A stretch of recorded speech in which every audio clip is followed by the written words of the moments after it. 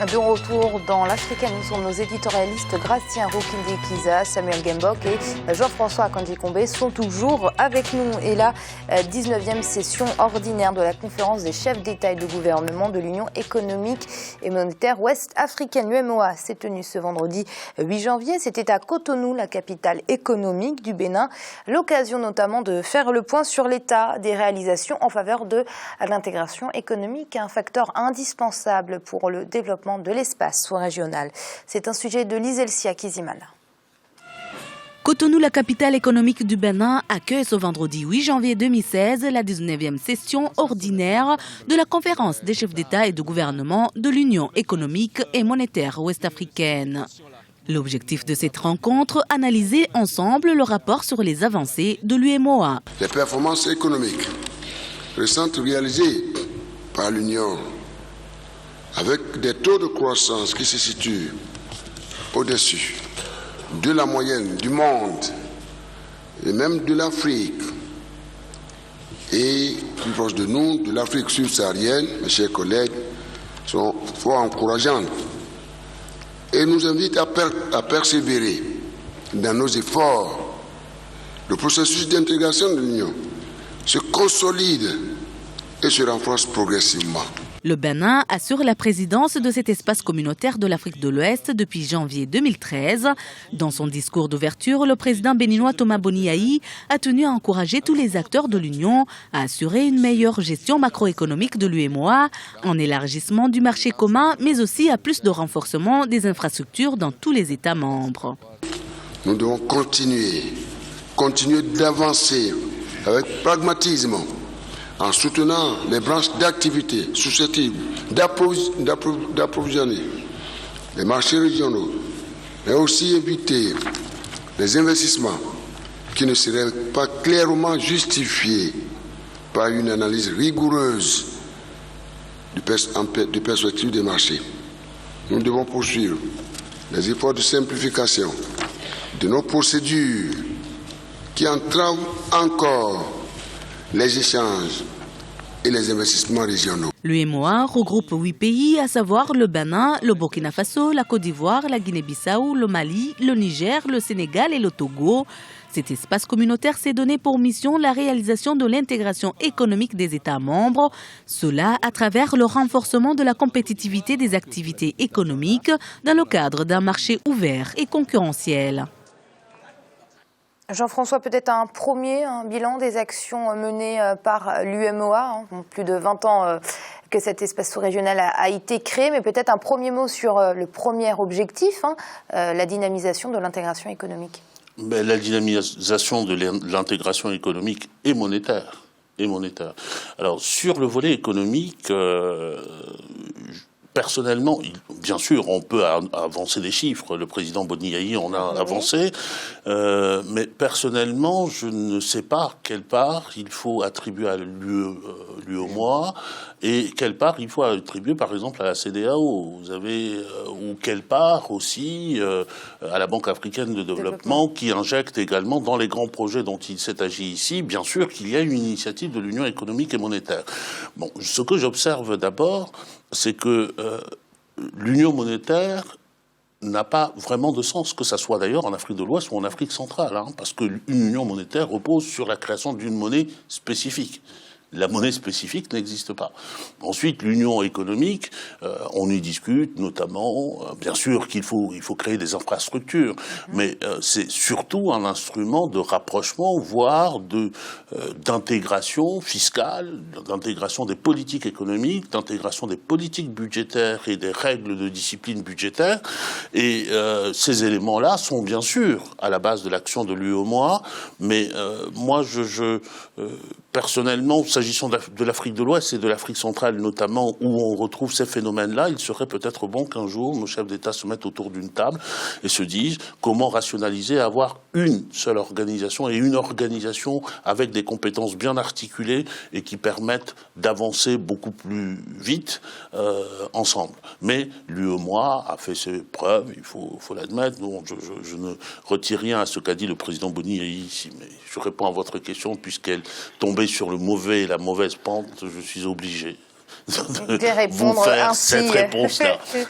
Et vous, Samuel, vous êtes d'accord avec l'avis de Jean-François, un bon bilan plutôt pour l'UEMOA? Oui, un bilan mitigé. Je suis d'accord avec Jean-François. Et moi, je parle souvent de l'hypertrophie institutionnelle dans les organisations régionales en Afrique, parce qu'il y a une inflation d'institutions. Il y a l'UEMOA, il y a la CEDEAO, et plus loin, il y a l'Union africaine, et ailleurs, il y a un certain nombre d'institutions.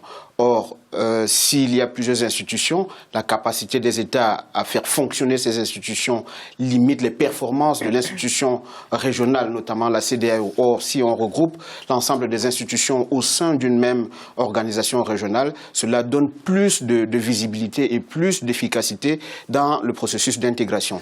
Ce que je pourrais relever, c'est qu'on peut observer au cours des dernières années qu'il y a des avancées notables qui ont été réalisées, notamment en matière de construction des infrastructures. Les indicateurs macroéconomiques qui sont avancés, je suis parfaitement d'accord avec Jean-François, on ne sait pas à qui les attribuer. Est-ce à l'UEMOA, qui est une institution, entre guillemets, au-dessus des considérations nationales, ou alors aux efforts fournis par les différents États?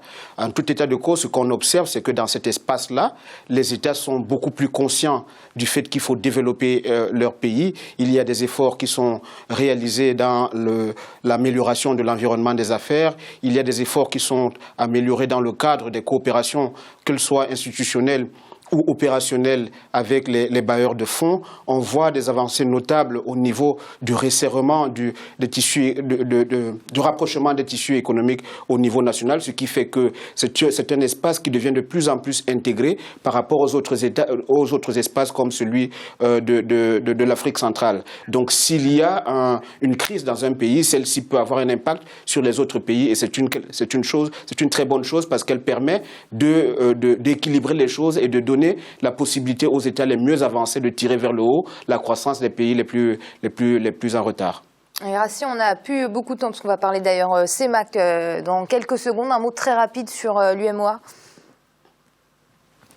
On peut dire que c'est pas la même chose, mais en réalité, c'est dans les mêmes politiques de développement de ces pays, mais toujours faut-il dire qu'il manque une certaine harmonisation, disons, au niveau des politiques de développement de ces pays, même si les monnaies, ils ont la même monnaie. On parle d'échanges, on parle de développement d'infrastructures, mais il manque, disons, est-ce que, par exemple, dans telle zone, on ne produit pas ce que l'autre pays va importer hors de la zone? C'est toujours la même question. Est-ce que, par exemple, on peut produire les mêmes choses qui peuvent se vendre dans la région ou dans la zone? Donc, pour moi, c'est le problème qui s'oppose de l'harmonisation, et aussi avoir des institutions qui peuvent faire fonctionner, que ce soit au niveau CEMAC ou autre, par exemple un Parlement ou quelque chose qui est assez solide, qui arrive à imposer une vue globale. Avec un véritable suivi. Oui, un véritable. Sinon, sans qu'il y ait chaque fois qu'il y a un gouvernement qui décide de son côté et après qui se retrouve dans les institutions, je pense qu'il n'y aura pas beaucoup de choses qui vont avancer. Et Christine Lagarde, la directrice du FMI, le Fonds monétaire international, était en visite d'État au Cameroun, et l'un des temps forts de son séjour, ça a été cette table ronde avec les ministres des Finances de la CEMAC. L'objectif étant de porter une réflexion sur les stratégies efficaces pour retrouver une stabilité macroéconomique face à la conjoncture actuelle, caractérisée notamment par la baisse drastique des prix du cours du pétrole et puis par la menace terroriste. C'est un reportage de Serge Kofi. Comment assurer un financement efficace des infrastructures alors que les coûts des matières premières baissent continuellement? La question était au cœur de la table ronde à laquelle ont participé la patronne du FMI, Christine Lagarde, et les ministres des Finances des pays de la CEMAC ce vendredi à Yaoundé. Dans la sous-région, la croissance a ralenti. Les prévisions annonçaient 4,2% de croissance en mars 2015. Ce taux a baissé et s'est retrouvé à 2,4%. Une conjoncture défavorable pour laquelle il faudra non seulement tirer des leçons, mais également organiser une riposte. Le contexte économique actuel nous amène à nous pencher davantage sur les enjeux majeurs pour une réussite des programmes d'émergence de nos pays, lesquels enjeux se résument aux problématiques suivantes. Premièrement, la question des relais de croissance hors pétrole à moyen terme, ainsi que, deuxièmement, la fragilité des finances publiques, le risque de la reprise de l'endettement et le financement des soldes budgétaires. Le cours du pétrole à $120 il y a 2 ans a permis de doper l'activité et propulser l'investissement, notamment dans le secteur des infrastructures. Avec un baril à moins de $30 aujourd'hui, l'activité ralentit et les tensions budgétaires s'accentuent. Une réalité pour laquelle il faut s'adapter pour retrouver une stabilité macroéconomique. La stabilité macroéconomique devra passer par des politiques budgétaires judicieuses et des réformes structurelles résolues, propres à renforcer 2 choses. Le climat des affaires, on l'évoquait hier, et l'intégration régionale. La région va devoir s'ouvrir sur ses voisins et tirer profit de leur marché pour repartir de nouveau. Et il y a à mon sens 3 priorités. Dépenser mieux, ça c'est la politique budgétaire et la discipline qui doit être appliquée. Encaisser davantage, mobiliser la région dans l'intérêt des pays de la zone et de manière collective. Ce n'est pas chacun pour soi dans des périodes difficiles. Le pétrole représente environ 70% des exportations de la CEMAC et plus d'un tiers de ses recettes budgétaires. La chute des cours du pétrole constitue donc un véritable défi pour les pays de cette zone économique d'Afrique centrale. Messieurs, ce n'est pas pour vous flatter, mais Christine Lagarde n'a rien inventé, j'ai envie de dire. Elle est justement en train de dire ce que vous dites à chaque fois autour de ce plateau. Accroissement des échanges commerciaux, harmonisation des impôts, entretien des infrastructures. Jean-François, c'est en substance également ce que vous pensez. Amira, si on pouvait rougir, on aurait rougi autour de ce plateau, mais on ne peut pas. Accroissement des échanges, évidemment, autour de ce plateau, nous mettons toujours en exergue la nécessité d'un accroissement inter-africain. Je crains que, de la part de Christine Lagarde, ça aille au-delà. Elle prêche, elle est la patronne d'une organisation mondiale. Et puis, par ailleurs, quand on évoque l'un des sujets qui est assainissement du climat des affaires, c'est quelque chose que nous appelons ici de nos voeux, en y mettant, pour ce qui me concerne, en y mettant toujours un petit bémol. L'objectif doit aussi être de densifier, de densifier un réseau d'entrepreneuriat national. Et ça ne va pas nécessairement avec le doing business qui veut qu'on s'ouvre à tout va, qu'on ait des mesures fiscales à tout va pour permettre à des investissements étrangers de venir. Il faut permettre aux investissements étrangers de venir, mais il faut aussi solidifier le socle national. Donc, sous cette réserve-là, que la patronne du FMI, qui suit nos émissions tout le temps, a oublié, je lui tire mon chapeau. Gratien, le reportage parlait de riposte après cette chute du cours de baril. Quelle doit être cette riposte? La diversification économique? Oui, mais disons que la diversification économique aurait dû se faire avant, au moment où ils avaient les moyens. Aujourd'hui, les moyens manquent. On va diversifier alors qu'on n'a pas les moyens. Il y a un problème. Souvent, la riposte, elle est faite là où elle ne doit pas se faire. Et d'ailleurs, c'est ce qu'elle dit.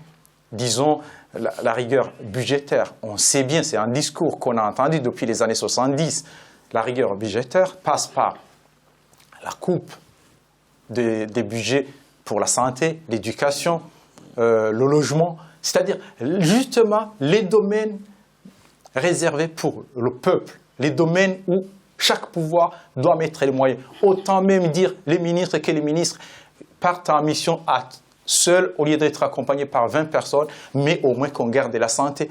C'est-à-dire qu'on va diminuer les domaines où ça donne les moyens de consommation. Si on ne met pas l'argent là où il y a la consommation, c'est-à-dire que même si on produit, on diversifie, il n'y aura pas de consommateurs. Je suis partisan des gens qui pensent que la croissance est tirée par la demande, non pas par l'offre de la production. On peut produire beaucoup, tout ce qu'on veut. Tant qu'il n'y a pas de consommateurs, il n'y aura personne. Mais du moment où il y a les consommateurs qui se présentent, il y aura toujours la production, il y aura l'incitation pour produire. Samuel, la CEMAC n'a, en tout cas, réellement besoin aujourd'hui d'accroître ses échanges commerciaux au vu de la conjoncture actuelle, à savoir la menace terroriste qui plane sur l'espace sous-régional et puis bien évidemment la chute du prix du baril. Oui, la CEMAC se trouve dans une situation extrêmement difficile sur le plan géopolitique. Vous faites bien de relever les questions d'ordre sécuritaire, mais aussi le retard accumulé sur le processus d'intégration. Il n'y a pas d'infrastructure qui puisse relier les différentes capitales. Quelqu'un qui travaille à Yaoundé a du mal à se rendre à Bangui. De même, quelqu'un qui est à Bangui a du mal à se rendre je ne sais pas, à Malabo. Donc, ça pose énormément de problèmes. Et pour revenir à la discipline budgétaire, je suis parfaitement d'accord. Quand on voit que le train de vie de l'État reste excessivement haut et les moyens ne sont pas consacrés suffisamment pour les questions sociales, ça pose de sérieux problèmes. Gratien relève cette rigueur budgétaire et je pense que la priorité des priorités, ce serait de respecter cette discipline budgétaire. Seulement un tiers du budget généralement est consacré à l'investissement et plus de 2 tiers au fonctionnement de l'État. Et c'est pas du tout réluisant pour les perspectives à venir. Et on va passer aux chiffres du jour. Je crois qu'il ne nous reste pas beaucoup de temps. Alors messieurs, ce sera une réaction très rapide. Le chiffre du jour, c'est 7%. Ce devrait être le taux de croissance de la Tanzanie en 2016. Gratien. C'est une bonne chose, mais toujours, il y a 7% de croissance et en même temps, il y a environ 6,8% d'inflation. C'est-à-dire que le peuple, la population qui peut bénéficier de 8%, il reste que 0,2% parce que le reste est déjà mangé par l'inflation. Et ce qu'on peut ajouter, c'est que la Tanzanie, l'année dernière, 2005, ils avaient une croissance de 8% et une inflation de 4%. Donc cela veut dire qu'il n'y a pas eu de progrès, il y a plutôt un recul. Mais c'est un pays qui devrait beaucoup investir au niveau de la lutte contre l'inflation et surtout contre la corruption et aussi améliorer les infrastructures parce qu'ils ont du mal à transporter la marchandise d'un point à l'autre et aussi ils ont du mal à intégrer l'East Africa Community. Donc, ils ne savent pas vraiment sur quel pied danser entre SADC et l'East Africa Community, ce qui fait que ça ralentit aussi la croissance. Jean-François. Puisqu'il faut être court, moi, je me méfie toujours des indicateurs macroéconomiques, le taux de croissance général. Moi, ce qui m'intéresse, c'est de savoir si les personnes, les habitants de ce pays mangent à leur faim, s'ils vont à l'école, s'ils peuvent envoyer leurs enfants à l'école dans des conditions acceptables, s'ils peuvent faire soigner leurs parents qui sont malades ou accoucher dans un hôpital à peu près décent, si les bénéfices, si vous voulez, ces 7%-là, comment ces 7% sont répartis et qui en bénéficie. C'est ça la question essentielle de mon point de vue. 7%, c'est génial, mais ramener à 0,2, c'est un peu moins reluisant quand même. Samuel. Oui, je pense que la Tanzanie a des ambitions géopolitiques régionales qui lui permettent de maintenir haut son taux de croissance. Il y a, au cours de ces dernières années, les constructions d'infrastructures, notamment de nouveaux ports. Il y a des infrastructures pour réduire le déficit énergétique. Ce sont des choses encourageantes pour le pays. Merci Samuel pour vos analyses. Merci Amira, bonsoir. Merci à vous également, Gratien. Merci Amira, bonsoir à tous. Et merci à vous Jean-François. Excellent week-end, Amira. Excellent week-end à vous toutes et à tous. Merci. Jean-François, vous l'aurez compris, c'est la fin de cette émission. Mais l'African Zoom, ce n'est jamais fini puisqu'on se retrouve la semaine prochaine avec une semaine consacrée aux musiques urbaines sur le continent africain. Et on commencera d'ailleurs la semaine avec le Zouglou. À très vite.